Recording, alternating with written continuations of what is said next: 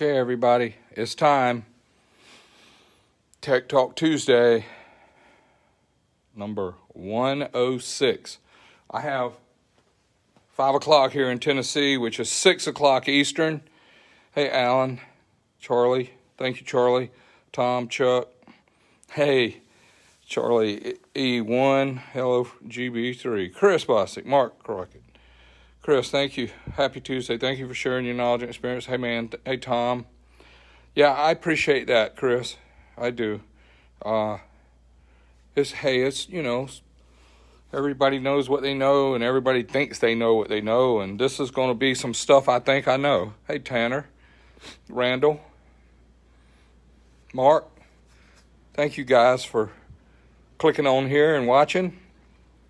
Tim, Garen, Ben, Chuck, hey, y'all. Good stuff to see the names. I appreciate you guys clicking in. Hey, Ben, Jerry.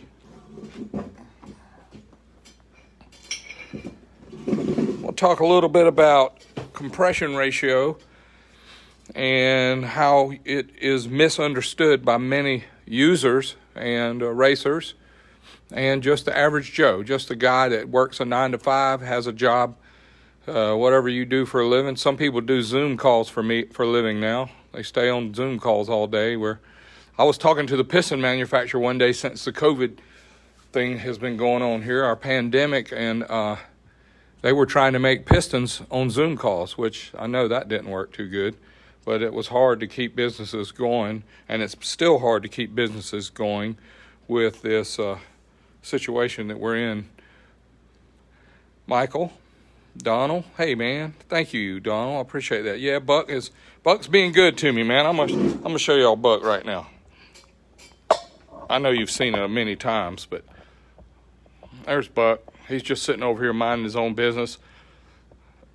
My friend Jimmy at HPI, he's doing a great job also. He's come up with this little kit where I'm going to be able to put the stock air cleaner cover on Buck and be able to run a really nice velocity stack background and have back plate and be able to put the big element in here so that I can get some good clean air and still be able to get the fuel and air we need to make the 180 horsepower is what we're looking for. And then over here we have the PT boat, and that's the next project coming since Buck is wrapping up now. We're going to make a lot of horsepower with this bike. This one is for going fast on the racetrack, and this one is for going fast on the dyno. So we're going to have a dyno shootout bike and a drag strip shootout bike. And I'm going to be able to ride both of them. That'll be fun too. Okay, back to our story. Tech Talk 106. How great is that? This is the beginning of our third year with Tech Talk, and I want to talk to you a little bit about, hey, Trey, Charles, Paul. Great to see these names. Wesley, Travis, Paul, Jarvis.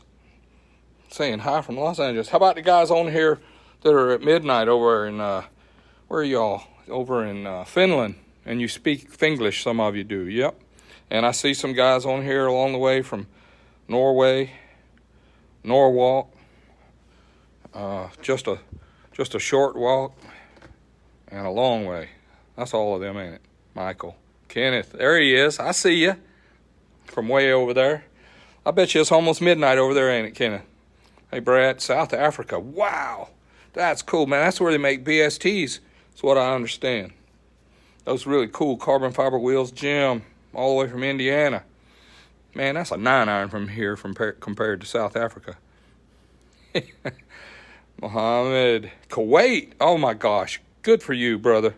That's great to see these places on here. That's just cool. Do a little quick shout-out where you're from.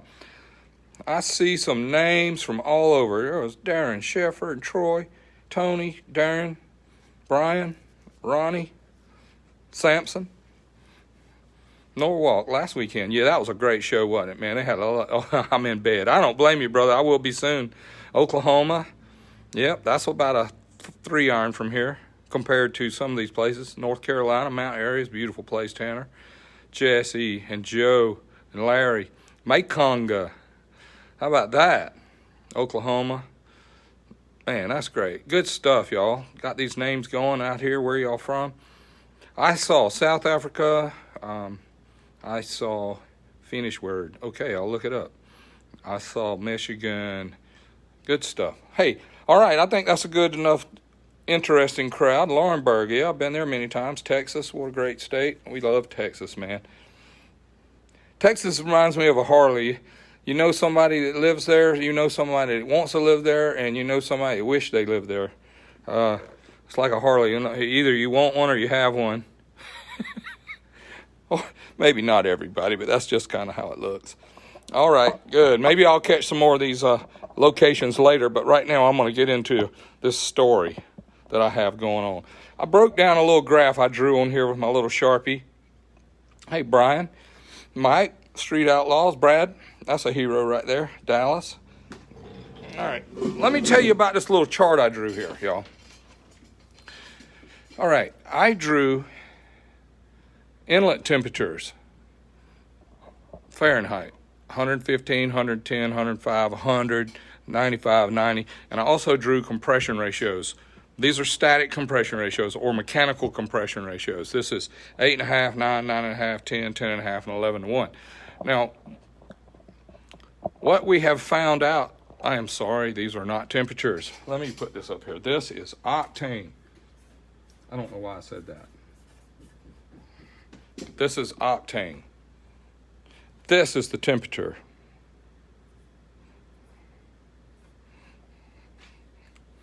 Okay. There are several things that make temperature. The combustion process makes temperature in the engine. The air outside makes temperature in the engine. The load makes temperature in the engine. And the compression ratio makes a huge compression changes in the temperature. Hey, John.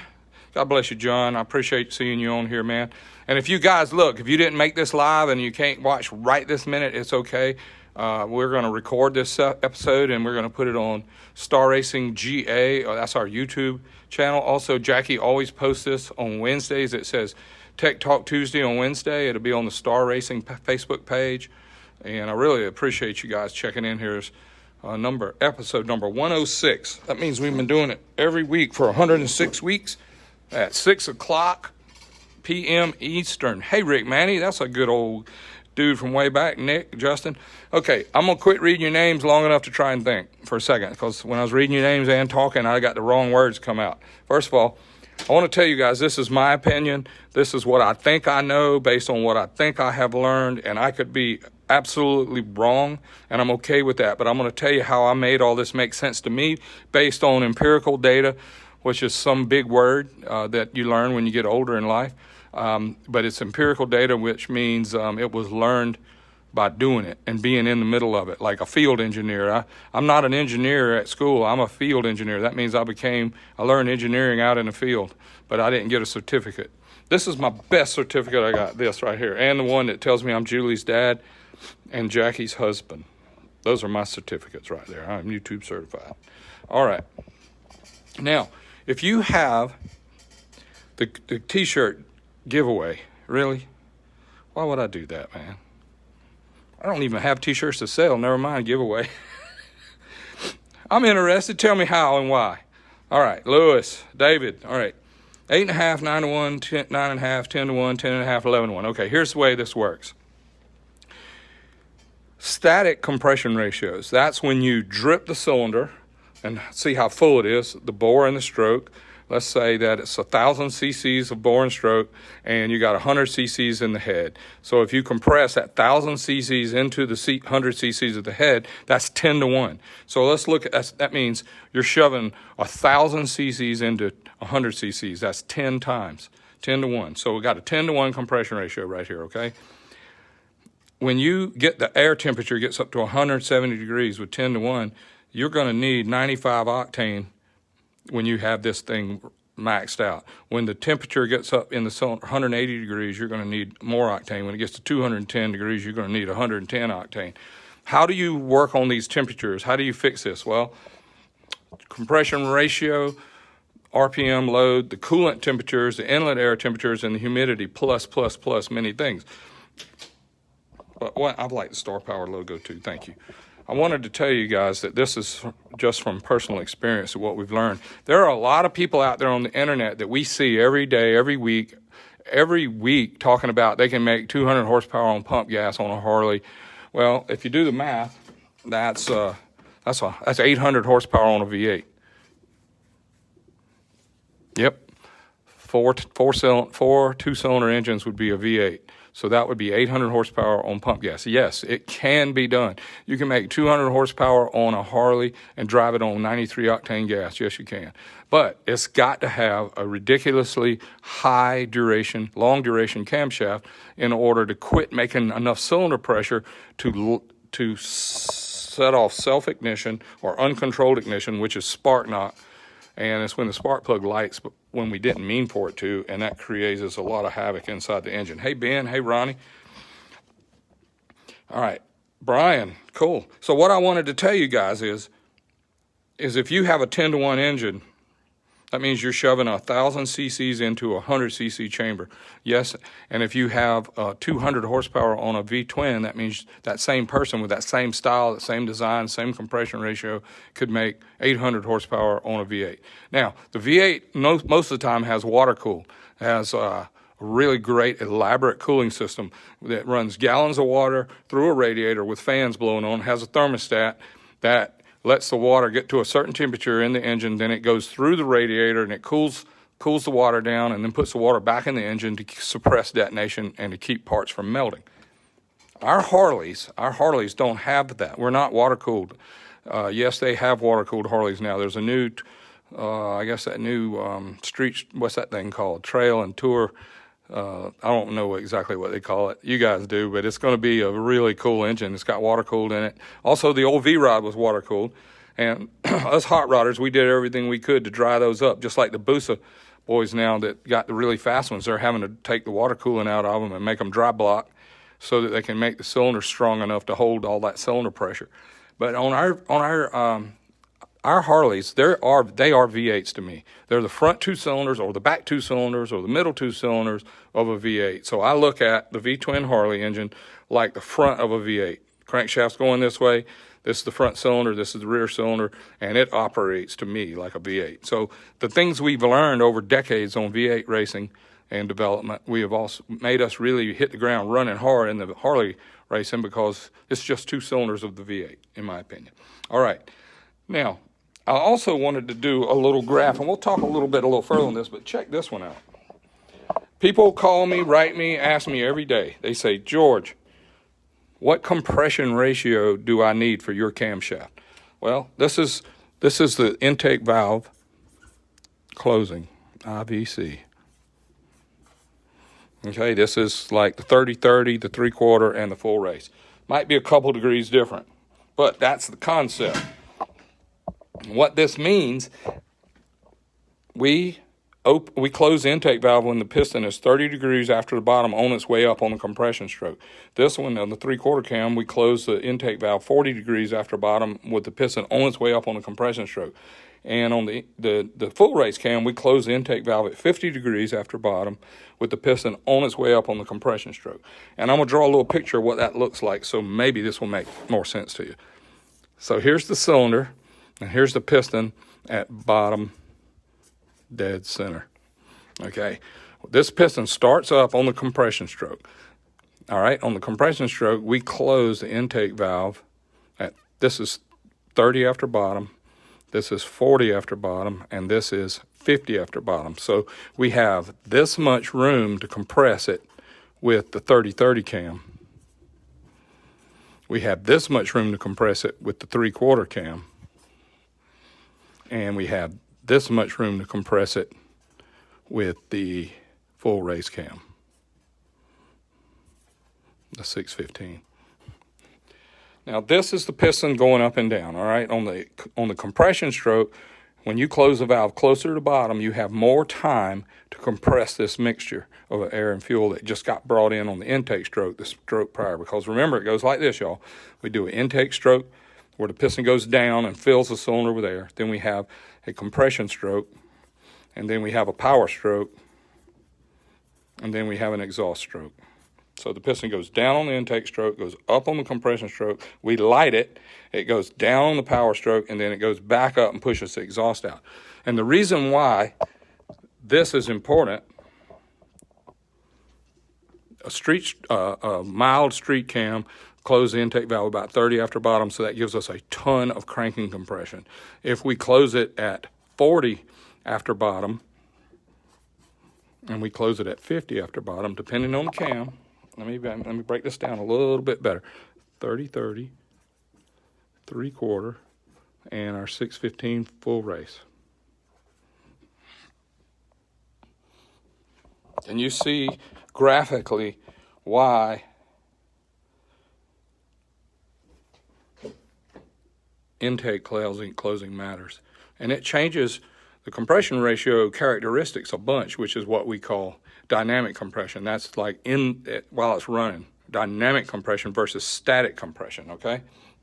I want you guys to try and understand that. And then I drew these other numbers on here. I put 25, which is closer to a stock camshaft, and 60, which is like pro stock. And what that means is on a stock camshaft for a bone stock engine, they're closing the intake valve way down here so that the engine has this much time to compress the mixture to make low end power. When I say low end power, I'm talking about the dyno curve looks like this. Stock cam makes power here, race cam makes power here, our 30/30 cam makes power here, and that's where you're going to drive. The 3/4 cam makes it here, full race makes it here. In our power curve, where do you operate your motorcycle? If you run a stock bike and you don't run it much, but in this RPM range of the potential power curve of that engine, this is the cam you need. If you run it in this RPM range, which I'm going to call this 2,000 RPM, 3,000 RPM, 4,000 RPM, 5,000 RPM, and 7,000 RPM. These are the ranges that you have to decide that you want to operate in, because we're not doing variable cam timing where we can have this and this. And the new 2022 engines and some of the new car engines have variable timing, cam timing, so that they can have a lot of power at 2,000 and a lot of power at 7,000 and have good power in the middle. And that's because they change all of these numbers while the engine's running. And that's a variable cam timing camshaft. Now, when we light the spark, we control combustion. When we spark knock, detonate, or self-ignite, or have uncontrolled ignition, the spark plug lights when the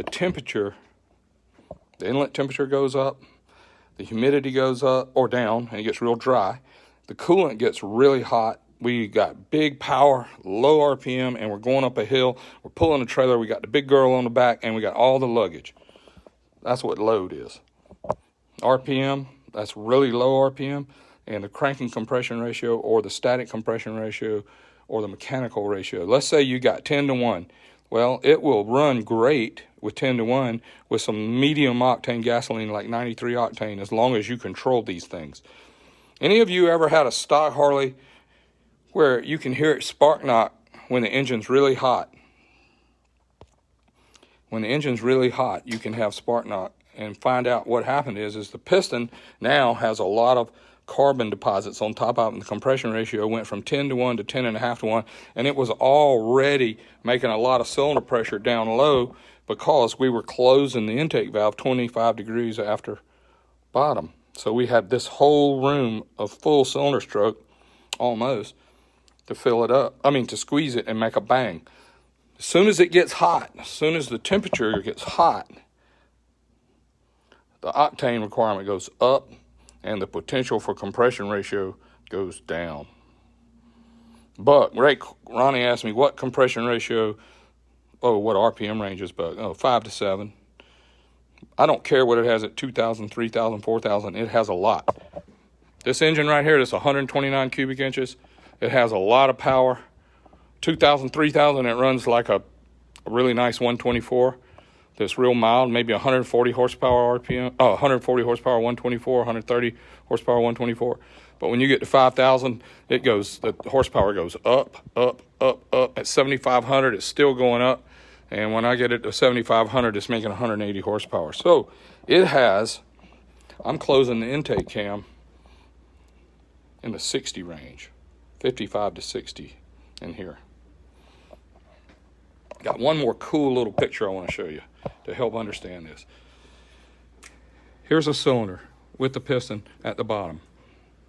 This is 100% of the stroke. This is 100% of the cylinder volume. So if you run the piston down on the intake and the piston parks right here, bottom, dead center. I hope this makes sense to you. And you close the intake valve right here, that means you would have 0 degrees intake valve closed. And this is very extreme. This would compress 100% of the cylinder. It would have 100% compression. Problem is, it would run great at really, really, really low RPM. Like you would have to run the compression ratio down here. You would have to run over here. Now, I'm gonna move this out of the way for a minute and show you something. Look at that. The Sharpie remains. Yeah, the Sharpie remains and the dry erase are gone. All right, here's another really, really cool idea. All right, here is a horsepower increase.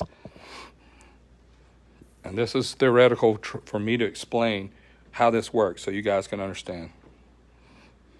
Notice that this levels off. I didn't mean to make it climb that much, but it levels off. This is, say, 6 to 1. This is 8 to 1. This is 10 to 1. This is 12 to 1. And this is 14 to 1. When you go 6 to 1 compression and you move it to 8 to 1, you pick up a ton of percentage in horsepower. When you're at 10 to 1, you go from 8 to 10, you pick up a large percentage of horsepower. When you're at 12 to 1 and you move to 14 to 1, you're only picking up a teeny weeny bit. Matter of fact, the general accepted rule that all of the people in the world use is 3% HP per point of compression. So the guys on here that call me, write me, email me, message me, and they want to know, well, how much power will I get if I go from 10 to 1 to 12 to 1? Well, that's 3%. That'd be 6%. 100 horsepower, that would be 6 horsepower. So let me tell you about 6 horsepower. You can do a lot of work. You can buy really trick pistons. You can put yourself in peril with all these things. You can put yourself in grave danger with the reliability of your engine by going up 2 points of compression ratio and see a 6 horsepower gain between 10 to 1 and 12 to 1. And when you have 100 and you get 3% with 1 point, that would be 11 to 1. 11 to 1, 10 to 1 to 11 to 1 to give you 3%. So what's 3% of 100? It's 3 horsepower. If you go from 10 to 1 to 12 to 1, you get 3% twice. You get 3% for 11 to 1, and you get 3% for 12 to 1, so that's 6 horsepower. You can get 6 horsepower with the correct camshaft. You can get 20 horsepower with the right camshaft without moving this. Hey, y'all, all of our engines, if you said there's 100 people watching, 100 people are between 10 to 1 and 12 to 1, and most 90% of the people are between 10 to 1 and 11 to 1. And there is no horsepower gain, 3 horsepower, 5 horsepower maximum, going from 10 to 1 to 11 to 1, maybe 12 to 1. But look, our whole world, everybody on here watching, our whole world is right in here. 10 to 1 to 11 to 1. This is where we operate. So don't get all bent out of shape about compression ratio. And another thing, the camshafts of the world, 30 to 50, that's our closing numbers. Everybody's camshaft they close at 30 on the intake after the bottom, or they close somewhere in between 30 and 50, all of them. If there's any of them later than that, those are made for RPM ranges that you don't ride your motorcycle. If you want to win the dyno shootout, let's put 14 to 1 in it. You want to win the dyno shootout, let's put 115 octane in it. And let's put the latest closing intake cam we can and put the biggest compression ratio we can, and let's win the dyno shootout. But you can't go anywhere. You can put race gas in it and go somewhere, but listen, that temperature chart where you'll be at 14 to 1, and if you let it go down below 5,000 RPM, you're going to be spark knocking, you got too much load. Coolant temperatures will go through the roof. On a summer day, you got to leave it at home, and if it's not even humid outside, you're really in big trouble.